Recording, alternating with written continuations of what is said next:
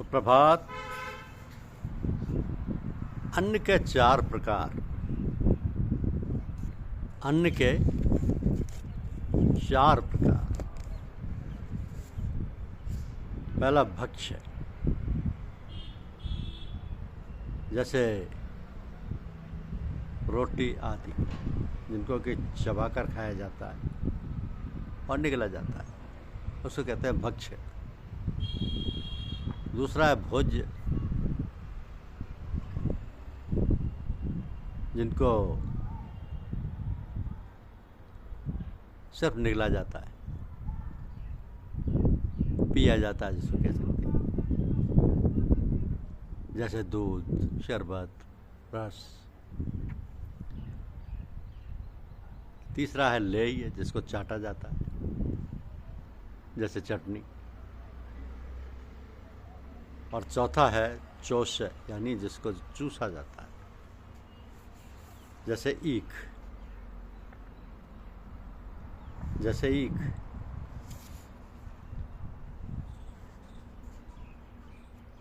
उसको चूसा जाता है। कहा यह है कि आदि पुरुष नारायण वासुदेव भगवान ही नित्य और अनंत तथा सबके आधार होने के कारण सबसे ऊपर नित्य धाम में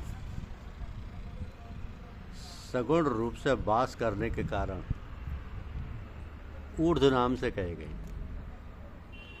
और वह मायापति सर्वशक्तिमान परमेश्वर ही संसार रूप वृक्ष के कारण है। इसलिए संसार वृक्ष को ऊर्ध्व मूल वाला भी कहते हैं। उस आदि पुरुष परमेश्वर से उत्पत्ति वाला होने के कारण तथा नित्य धाम से नीचे ब्रह्मलोक में वास करने के कारण हिरण्य गर्भ रूप ब्रह्मा को परमेश्वर की अपेक्षा अधिक कहा है। और वही इस संसार का विस्तार करने वाला होने से इसकी मुख्य शाखा है। इसलिए संसार वृक्ष को अध शाखा वाला कहते हैं। इस वृक्ष का मूल कारण परमात्मा अविनाशी है तथा अनादिकाल से इसकी परंपरा चली आती है। इसलिए संसार वृक्ष को अविनाशी भी कहते हैं। अब इस वृक्ष की शाखा रूप ब्रह्मा से प्रकट होने वाले और यज्ञादिक कर्मों के द्वारा इस संसार वृक्ष की रक्षा और बुद्धि वृद्धि करने वाले एवं शोभा को बढ़ाने वाले होने से वेद पत्ते कहे गए। तो भगवान के योग माया से उत्पन्न हुआ संसार क्षणभंगुर, नाशवान और दुख रूप है। इसके चिंतन को त्याग कर केवल परमेश्वर का ही नित्य निरंतर अनन्य प्रेम से चिंतन करना वेद के तात्पर्य को जानना है। शब्द, स्पर्श, रूप, रस और गंध, ये पांचों स्थूल देह और इंद्रियों की अपेक्षा सूक्ष्म होने के कारण उन शाखाओं की कोपलों के रूप में कहे गए।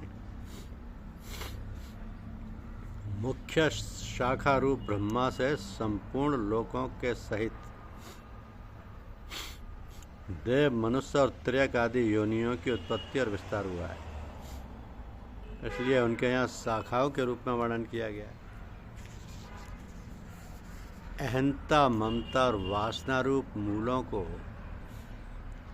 केवल मनुष्य योनि में कर्मों के अनुसार बांधने वाली कहने के कारण यह है कि अन्य सब योनियों में तो केवल पूर्ववत कर्मों का फल भोगने का ही अधिकार है और मनुष्य योनि में नवीन कर्मों के करने का भी अधिकार है। तो इस संसार का जैसा स्वरूप शास्त्रों में वर्णन किया गया है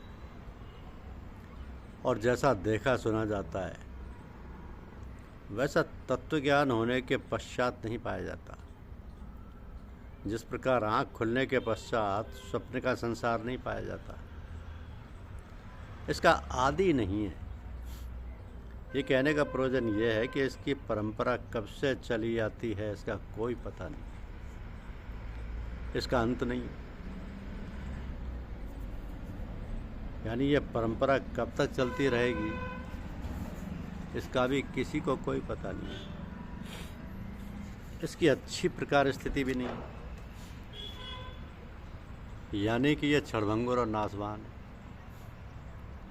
तो ब्रह्मलोक तक के भोग क्षणिक और नाशवान है। ऐसा समझकर इस संसार के समस्त विषय भोगों में सत्ता, सुख, प्रीति और रमणीयता का न भासना ही दृढ़ वैराग्य रूप शस्त्र है। स्थावर जंगम रूप यवन मात्र संसार के चिंतन का तथा अनादिकाल से अज्ञान के द्वारा दृढ़ हुई अहंता, ममता और वासना रूप मूलों का त्याग करना ही संसार वृक्ष का अवान्तर मूलों के सहित काटना है। जैसे विभाग रहित स्थित हुआ भी महाकाश घंटों में पृथक पृथक की भांति प्रतीत होता है, वैसे ही सब भूतों में एक ही रूप से स्थित हुआ भी परमात्मा पृथक पृथक की भांति प्रतीत होता है। इसी से देह में स्थित जीवात्मा को भगवान ने अपना सनातन अंश कहा है। भगवान ने अपना सनातन अंश कहा है, और जो विचार के द्वारा बुद्धि में रहने वाले संशय, विपर्य आदि दोषों को हटाने का नाम अपोहन है। सर्व वेदों का तात्पर्य परमेश्वर को जानने का है, इसलिए सब वेदों द्वारा जानने योग्य एक परमेश्वर ही है, एक परमेश्वर ही है। क्षेत्र और क्षेत्रज्ञ के नाम से जो कहे गए हैं, उन्हीं दोनों का यहाँ क्षर और अक्षर के नाम से भी वर्णन किया गया है, किया जाता है। तो जिस प्रकार अन्न का जो इस्तेमाल किया जाता है,